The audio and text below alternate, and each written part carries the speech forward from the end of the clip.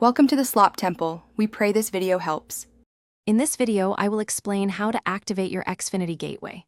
First, carefully unbox your new Xfinity gateway and all its components.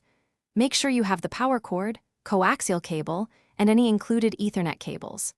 Next, identify the best location for your gateway, ideally near a coaxial cable outlet and a central point in your home for optimal Wi-Fi coverage. Confirm your Xfinity service is active before proceeding.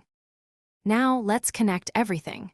Take the coaxial cable and securely screw one end into the wall outlet and the other end into the cable in port on your Xfinity gateway. Then, plug the power cord into the gateway and an active electrical outlet. Once connected, the gateway will begin to power on.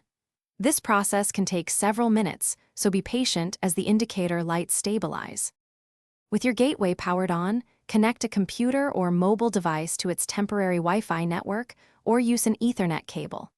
Open a web browser, and you should be redirected to the Xfinity activation page.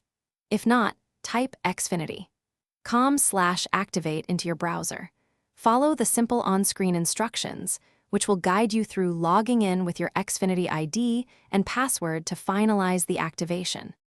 If your gateway doesn't activate after about 15 minutes, try restarting it by unplugging the power for 30 seconds and then plugging it back in. If issues persist, Xfinity customer support is available to help troubleshoot. They can remotely check your connection and guide you through further steps. Remember to check the description below for a link to Darn Tough Socks and other great deals. Thanks for watching, and enjoy your new Xfinity service. Thanks for watching. Consider subscribing if we helped you.